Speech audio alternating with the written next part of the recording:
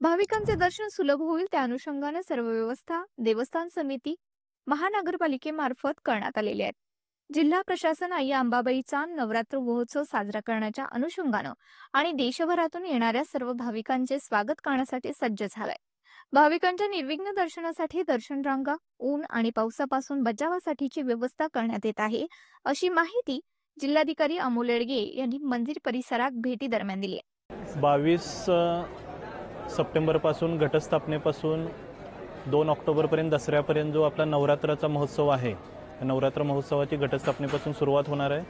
त्या अनुषंगाने आई अंबाबाईचे दर्शन घेण्यासाठी देशभरातून जे लाखो भाविक येणार आहेत, त्या भाविकांना सेवा पुरवण्याच्या अनुषंगाने भाविकांचं दर्शन सुलभ व्हावं, त्या अनुषंगाने जी काही व्यवस्था देवस्थान समितीमार्फत महानगरपालिकेमार्फत करण्यात आलेली आहे, त्याची आज पाहणी मी SP साहेब, कमिशनर मॅडम, देवस्थान समितीचे सर्व कर्मचाऱ्यांनी, सर्व विभागाने आज आम्ही केलेली आहे.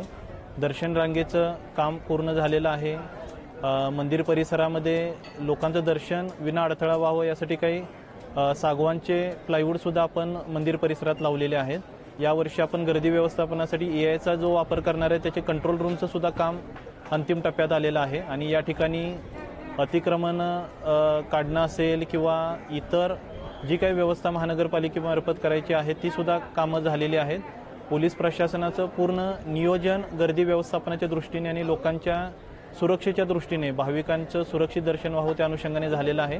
तर पूर्ण जिल्हा प्रशासन आई अंबाबाईचा नवरात्र महोत्सव साजरा करण्याच्या अनुषंगाने आणि देशभरातून येणाऱ्या सर्व भाविकांचं स्वागत करण्यासाठी त्यांचं दर्शन चांगल्या पद्धतीने व्हावं, दर्शनाचा अनुभव चांगला राहावा या अनुषंगाने सज्ज झालेला आहे आणि सर्व तयारी पूर्ण झालेली आहे. यावेळी जिल्हा पोलीस अधीक्षक योगेश कुमार गुप्ता, महानगरपालिका आयुक्त के मंजुलक्ष्मी, प्रांताधिकारी मोसमी चौगुले, देवस्थान समितीचे शिवराज नाईकवडे, आपत्ती व्यवस्थापन अधिकारी प्रसाद संकपाळ यांच्यासह व्यवस्थेतील संबंधित विभागाचे अधिकारी कर्मचारी उपस्थित होते.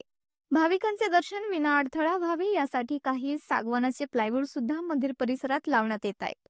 यावर्षी गर्दी व्यवस्थापनासाठी AI चा वापर करण्यात येणार आहे. त्या कंट्रोल रूमचं काम सुद्धा अंतिम टप्प्यात आलेलं आहे. आवश्यक अतिक्रमण काढण्याचे काम महानगरपालिकेमार्फत करण्यात आलंय. तसेच आपत्ती व्यवस्थापन आणि गर्दीच्या अनुषंगाने आवश्यक काही स्टॉल्स ही 10 दिवसांसाठी हटवण्यात येणार आहेत. लोकांच्या सुरक्षेच्या दृष्टीने आवश्यक उपाययोजना पोलीस प्रशासनाकडून करण्यात येत आहेत. यावेळी उपस्थित अधिकाऱ्यांनी मंदिरबाह्य परिसर, दर्शन रांगा, मनकर्णिका कुंड परिसर, मंदिराच्या आतील दर्शन मार्ग या ठिकाणाची पाहणी करून आवश्यक सूचना संबंधितांना दिल्या. 22/9 ते 2/10 पर्यंत कोल्हापूरमध्ये शाही दशहरा उत्सव साजरा होत आहे. या उत्सवाला राज्य शासनाने राज्य महोत्सवचा दर्जा सुद्धा दिलेला आहे. या गोष्टीचा पूर्ण कोल्हापूर वासियाला अभिमान आहे. तर सगळे भाविकाला या उत्सवामध्ये जास्तीत जास्त सहभाग नोंदवावा असा पोलीस प्रशासनाच्या वतीने सगळ्यांना विनंती करतो. वाहनतळ ते मंदिर परिसर भाविकांसाठी KMT मार्फत AC आणि इतर बसची व्यवस्था करण्यात आली आहे. कोल्हापूर शहरातील वाहतूक व्यवस्थेवर नियंत्रण ठेवण्यासाठी यावेळी मोठ्या प्रमाणात शहराच्या बाजूला आणि अंतर्गत वाहनतळांची निवड करण्यात आली आहे. या ठिकाणाहून भाविकांना सार्वजनिक वाहतूक व्यवस्थेद्वारे मंदिर परिसरातील वेगवेगळ्या ठिकाणांवर येता येणार आहे. तसेच बाहेरून येणाऱ्या भाविकांसाठी वाहनतळाच्या ठिकाणी स्वच्छतागृहांची व्यवस्था करण्यात आली आहे. वेगवेगळ्या 15 वाहनतळ ठिकाणी 64 स्वच्छतागृह आणि मुबलक पाण्याची व्यवस्था करण्यात येणार असल्याची माहिती यावेळी महापालिका आयुक्त के मंजुलक्ष्मी यांनी दिली. या भेटी दरम्यान त्यांनी वेगवेगळ्या वाहनतळांची पाहणीही केली. शिवराज बंडोपंत नाईकवाडे, सचिव, पश्चिम महाराष्ट्र देवस्थान व्यवस्थापन समिती. शारदीय नवरात्रोत्सव 2025 ची तयारी पश्चिम महाराष्ट्र देवस्थान व्यवस्थापन समितीकडनं पूर्णत्वास येत आहे आणि येत्या 2 दिवसात सुरू होणाऱ्या या नवरात्राची आता सर्व तयारी होत आहे. स्वच्छतेचं, रंगरंगोटीचं काम पूर्ण झालेलं आहे. मंडप उभारणी आणि दर्शनाची सगळी व्यवस्था, दर्शनाच्या व्यवस्थेतील पाणी पुरवठा, आरोग्याचे ठिकाणं ही सर्व निश्चित झालेली आहेत. त्याचबरोबर नैमित्तिक पूजेमधले, त्याचबरोबर पंचमीची पालखी, अष्टमीची नगर प्रदक्षिणा आणि दसऱ्याच्या पालखीच्या विषयीचं नियोजन आपलं निश्चित होत आहे.